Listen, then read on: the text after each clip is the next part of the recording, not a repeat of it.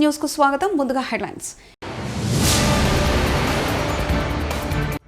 రాజ్యాంగం మీద ప్రమాణం చేసిన ప్రియాంక.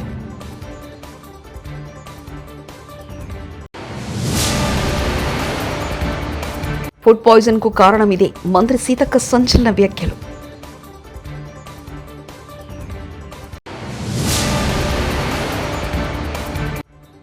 తిరుమలలో మఠాల ఆక్రమాలపై తిరుమల తిరుపతి దేవస్థాన దృష్టి. మంత్రి ఆనం రామనారాయణ.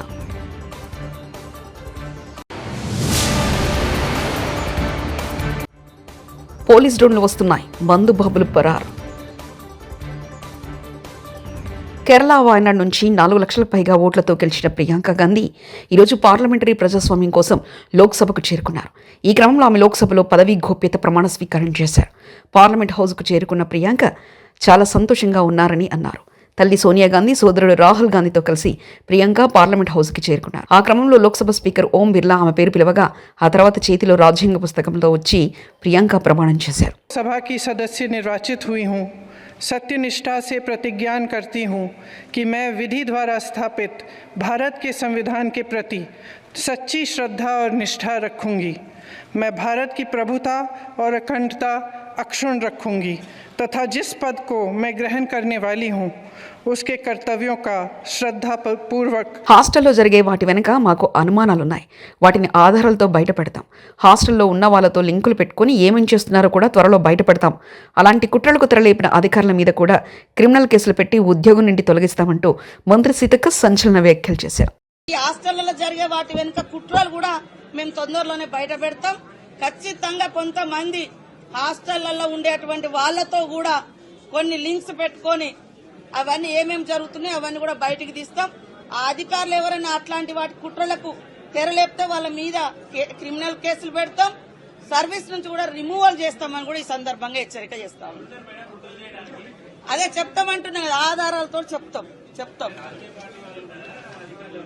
అదే వెనుక రాజకీయ పార్టీ ఉంటారు, ముంగట ఎవరో ఒకరు వాళ్ళ అన్యాయాలు వాళ్ళకి సంబంధించిన మనసు చెప్తాం.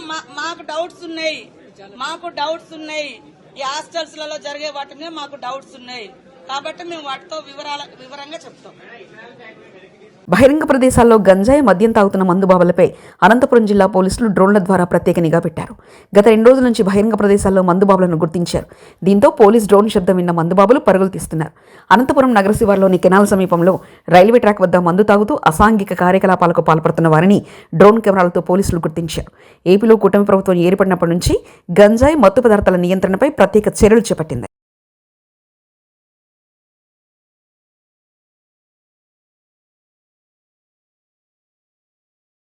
తిరుమల శ్రీవారిని ఏపీ మంత్రులు ఆనం రామనారాయణ రెడ్డి, వాసంశెట్టి సుభాష్ దర్శించుకున్నారు. గురువారం వీఐపీ ప్రారంభ విరామ దర్శన సమయంలో వారు స్వామివారి సేవలో పాల్గొన్నారు. తిరుమల తిరుపతి దేవస్థాన అధికారులు వారికి స్వాగతం పలికి దర్శన ఏర్పాట్లు చేశారు. దర్శన అనంతరం రంగనాయకుల మండపంలో పండితుల ఆశీర్వచనం చేసి స్వామివారి తీర్థప్రసాదాలు అందజేశారు. తిరుమలలో మఠాల అక్రమాలపై తిరుమల తిరుపతి దేవస్థాన పాలక మండలి దృష్టి సారించిందని మంత్రి ఆనంద్ తెలిపారు. అనేక రకాలైనటువంటి ఇబ్బందులు, అనేక వివాదాలు తలెత్తినటువంటి తిరుమలలో ఇవాళ ఏ వివాదం లేకుండా సామాన్య భక్తులకి ప్రాధాన్యతనిస్తూ ఎక్కువ స్వామివారి దర్శన భాగ్యం ప్రతి ఒక్కరికి కలిగే విధంగా ఏర్పాటు చేయడం జరుగుతుంది. ప్రసాదాలలో ఇవాళ ఉన్నత శ్రేణి కనబడుతూ ఉంది. ఇప్పుడు ఉన్నటువంటి పాలక వర్గం బాగా పనిచేస్తుందని చెప్పి అక్కడ ఉన్నటువంటి కంప్లైంట్ బుక్లో కూడా చూడడం జరిగింది. గతంలో కంప్లైంట్ బుక్ అనేది ఇక్కడ కనపడేది కాదు. స్వామివారికి నిత్య నైవేద్య సేవలో కూడా ఎలాంటి పరపచ్చాలు ఉండకూడదని చెప్పి అందరం కలిసి కృషి చేస్తున్నాం. 4 మాసాలకే చాలా మార్పు ఉంది ఈ తిరుమలలో. నేను ఈ 4 మాసాల్లో దాదాపు 5 దఫాలు వచ్చి వెళ్ళాను. మొదటి దఫా వచ్చిన దానికి ఇప్పుడు వచ్చిన దానికి చాలా మార్పు ఉంది. ధూపదీప నైవేద్యాలు గతంలోనే మొదలయ్యాయి, కానీ అవి 5,000 రూపాయలే 5,400 ఆలయాలకి ఇస్తూ వచ్చాం. ఈ 5,000 రూపాయల ధూపదీప నైవేద్యాన్ని 10,000 రూపాయలకి చంద్రబాబు నాయుడు గారు ఎన్నికల ప్రణాళికలో పెట్టి వచ్చిన వెంటనే దాన్ని పూర్తి చేసి 10,000 రూపాయలని ధూపదీప నైవేద్యం కింద కొత్తగా ఇవ్వడానికి నిర్ణయించుకోవడం జరిగింది. అది ఇప్పటికే ఆదేశాలు ఇచ్చాం. మొదటి విడత ముందుగా ఇస్తున్నటువంటి 5,400 ఆలయాల్లో రెన్యువల్ చేశాం. కొత్త ధూపదీప నైవేద్యం కొత్త ఆలయాల్లో ఇవ్వడానికి ఇవాళ అన్ని చర్యలు తీసుకుంటున్నాం. ఒక 4 రోజుల క్రితమే శాసనసభ సమావేశాలు అయిపోయాయి. అనేక అప్లికేషన్లు వచ్చాయి. అప్లికేషన్లు అన్నీ కూడా స్క్రూటినీ చేస్తున్నారు అధికారులు. ఒకసారి స్క్రూటినీ పూర్తయ్యాక కొత్త ఆలయాలకు కూడా ధూపదీప నైవేద్యం ఇవ్వడం జరుగుతుంది. గతంలో అనేక దశాబ్దాలుగా ప్రభుత్వాలు ఇక్కడ పాలక వర్గాలు మఠాలకి పీఠాలకి స్థలాలు ఇచ్చి తిరుమల ఔన్నత్యాన్ని తిరుమల యొక్క ఆధ్యాత్మికతను పెంచడానికి కృషి చేయాలని కండిషన్స్ పెట్టే స్థలాలు ఇవ్వడం జరిగింది. కానీ గడిచిన 5 సంవత్సరాల్లో వాటిని పట్టించుకునేటువంటి పరిస్థితి లేదు. అనేక రకాలుగా వివాదాలు తలెత్తాయి. పీఠాలలో వివాదాలు వచ్చాయి, అలాగే ఆధ్యాత్మిక కేంద్రాల్లో కూడా ఈ యొక్క వివాదాలు వచ్చాయి. ఒకటొకటిగా పరిష్కరిస్తూ వస్తున్నాం. ఇటీవలే పాలకవర్గం వచ్చింది, కొత్త పాలకవర్గం కూడా దీని మీద దృష్టి సారించింది. ప్రభుత్వం కూడా వారికి సహకరించి ఈ యొక్క పీఠాలు మఠాలు ఆధ్యాత్మికతను పెంచడానికి అవసరమైన కార్యక్రమాలు ఏమున్నా వాటిని సమర్థిస్తాం. అంతేకాని వ్యాపారాత్మక ధోరణిలో కానీ ఇక్కడ ఎవరైనా ఏర్పాట్లు చేస్తే వాటిని ఖండించడం తప్పనిసరి అవుతుంది. ప్రభుత్వం కూడా దాన్ని చూస్తూ ఉపేక్షించదు. మహాత్మా జ్యోతిరావు పూలే వర్ధంతి సందర్భంగా తాడేపల్లిలో ఆయన చిత్రపటానికి పుష్పాంజలి ఘటించి నివాళులర్పించారు వైఎస్ఆర్సీపీ అధ్యక్షులు వైఎస్ జగన్, పార్టీ నేతలు.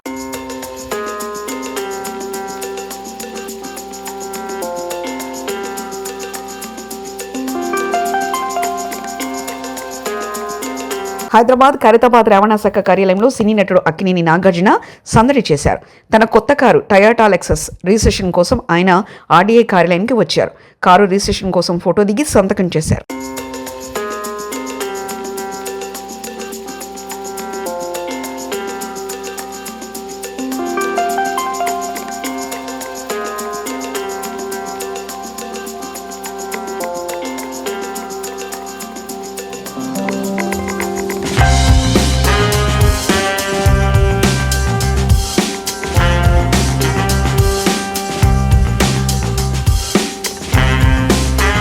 గురుకుల ఫుడ్ పాయిజనింగ్ ఘటన వెనుక కేటీఆర్, ఆర్ఎస్ ప్రవీణ్ కుమార్ హస్తం ఉందంటూ కాంగ్రెస్ మహిళా నేత బండ్రు శోభారాణి వ్యాఖ్యానించారు.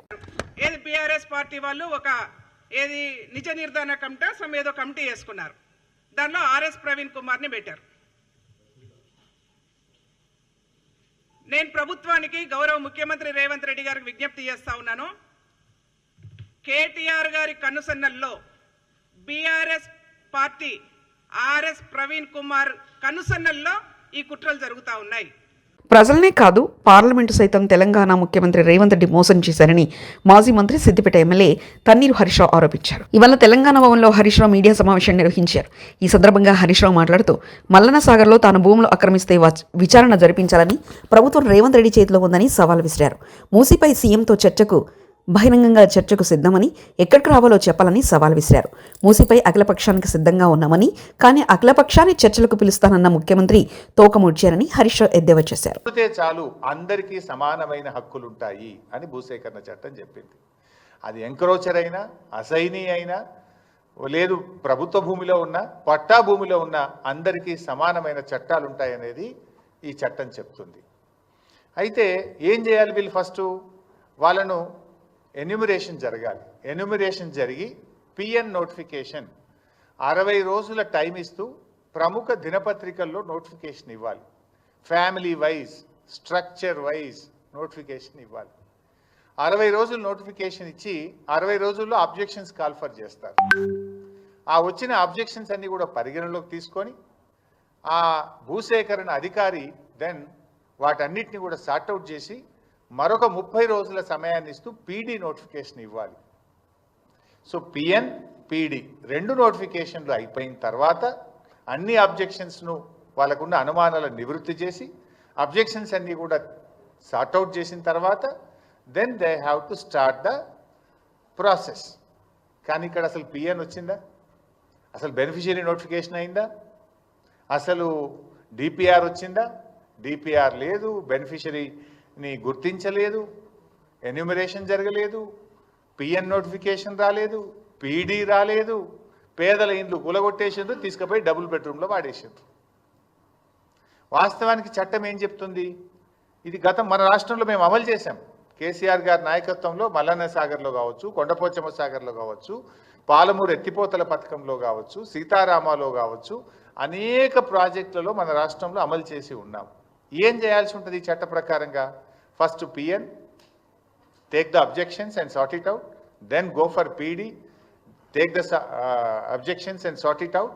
PNPD అయిన తర్వాత వాళ్ళు ఉంటున్నటువంటి స్ట్రక్చర్, అది గుడిసేనా, గూనె పెంకల ఇల్లా, అది పక్కా ఇల్లా, ఏదైనా కూడా ఆ ఇంటికి R&B లేదా పంచాయతీరాజ్ అధికారులు వెళ్ళి ఆ పాత ఇంటికి ఎంత వాల్యూ ఉంటుందో వాల్యుయేషన్ చేస్తారు.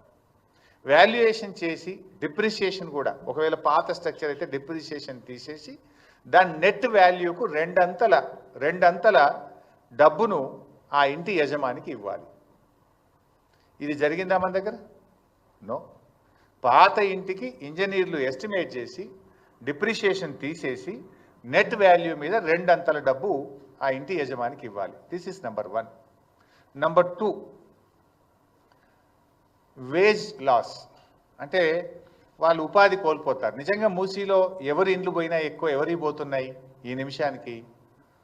వాళ్ళు ఇనుప సామాన్ అమ్ముకునేటోళ్ళు, రోళ్ళు తయారు చేసేటోళ్ళు, లేకపోతే ఏమంటాము గొడ్డళ్ళు, కత్తులు, వాటిని పదను పట్టేటువంటి వాళ్ళు, లేకపోతే అక్కడ ఉండే ఇళ్లల్లో పని చేసుకునేటువంటి వాళ్ళు, పాత సీసాలు ఏరుకునే వాళ్ళు, పాత బట్టలు అమ్ముకునేటువంటి వాళ్ళు, ఇలా చాలా అత్యంత పేదలైనటువంటి వాళ్ళు. గురుకుల సిబ్బందికి చివాట్లు పెట్టిన కాంగ్రెస్ ఎమ్మెల్సీ జీవన్ రెడ్డి. జగిత్యాల జిల్లా రాయకల్ మండలం అల్లీపూర్ గురుకులాన్ని ఆకస్మికంగా తనిఖీ చేసిన జీవన్ రెడ్డి ప్రభుత్వం నుండి బిల్లులు తీసుకుంటున్నారు. పిల్లలకు సరిపడా భోజనం పెట్టడానికి ఏంటి కష్టం? 2 గిన్నెల నిండా అన్నం వండితే పిల్లలకు సరిపోద్ది. ఒక గిన్నెలో అన్నం చేసి సరిపడా భోజనం ఎందుకు పెట్టడం లేదు? అన్నం ఉడకలేదు, నీళ్ల పప్పు, నీళ్ల చారు. పిల్లలకి ఎందుకు వడ్డిస్తున్నారు? మెనూ ప్రకారం వారంలో 2 రోజులు నాన్ వెజ్ పెట్టాల్సి ఉండగా నెలలో ఒకే రోజు నాన్ వెజ్ పెడుతున్నారు. 30 లీటర్ల పెరుగు వాడాల్సి ఉండగా కేవలం 6 లీటర్ల పెరుగుతో సరిపెడుతున్నారని గురుకుల సిబ్బందిపై తీవ్ర ఆగ్రహం వ్యక్తం చేశారు MLC Jeevan Reddy.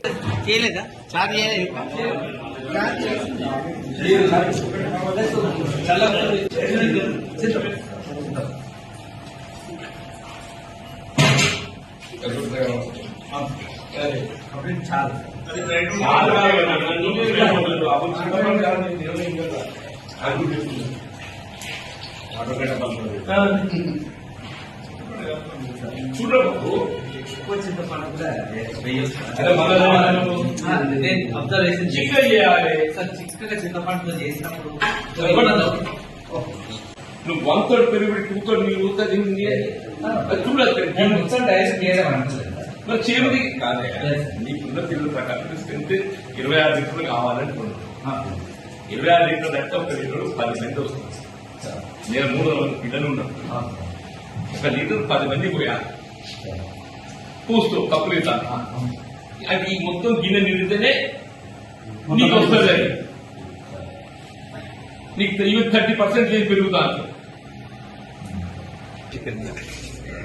Mutton or chicken, mutton or chicken, mutton or chicken Sunday 6 అయ్యేలాగా చూస్తాను. వెన్స్డే కంపల్సరీ చికెన్ చూస్తాను, చికెన్ ఆర్ మటన్ ఏదైనా. కానీ అవి 2 బడ్జెట్ సరిపోతుంది. ఇంతకుముందు మన అది ఏదైనా గవర్నమెంట్ ఇచ్చిన మెనూ మీరు ఫాలో కావాలి. అవును, ఈ 2 టైమ్స్ బడ్జెట్ సరిపోవటం లేదని సమస్య కాదు. You are not following it. You are not following it. 5 days egg you have to give. Weekly twice non-veg you have to give. Not just once. ఇది నేను అన్నది కాదు. ఇది నేను మీరు చూసినా చెప్పండి. నువ్వు నాకే లోపడుతుంది. వారానికి 5 పొడుగులు ఇవ్వాలి. నేను ఒకసారి ఇచ్చినంత ముందు 8 రోజులకి పొడుగులు ఇవ్వాలి. వారానికి ఎన్నిసార్లు నాన్ వెజ్ ఇస్తుండో?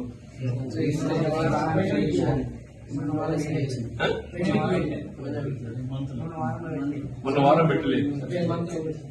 అదే ఈ మంత్లో ఒకసారి ఇచ్చారు. అది 40th round.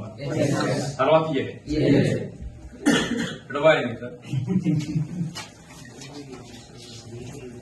ప్రభుత్వ ప్రాథమిక ఉన్నత పాఠశాలను సందర్శించిన సంగారెడ్డి జిల్లా కలెక్టర్ వల్లూరు క్రాంతి.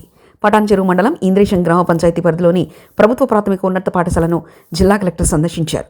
పాఠశాల హెచ్ఎం సత్యనారాయణ మరియు ఉపాధ్యాయులు శ్రీనివాసులకు నోటీసు ఇవ్వాలని ఎంఈఓకు ఆదేశాలు. అనుమతి లేకుండా సెలవులు తీసుకోవడంపై కలెక్టర్ సీరియస్ అయ్యారు.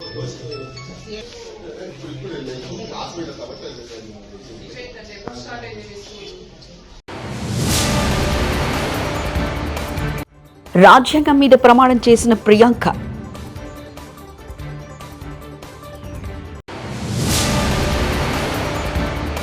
ఫుడ్ పాయిజన్ కు కారణం ఇదే. మంత్రి సీతక్క సంచలన వ్యాఖ్యలు.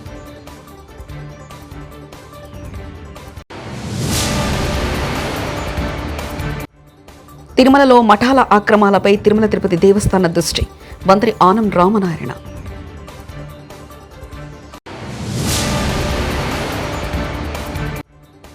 పోలీస్ డ్రోన్లు వస్తున్నాయి, బంధు బాబులు పరారు. ఇవి బులెటిన్ విశేషాలు.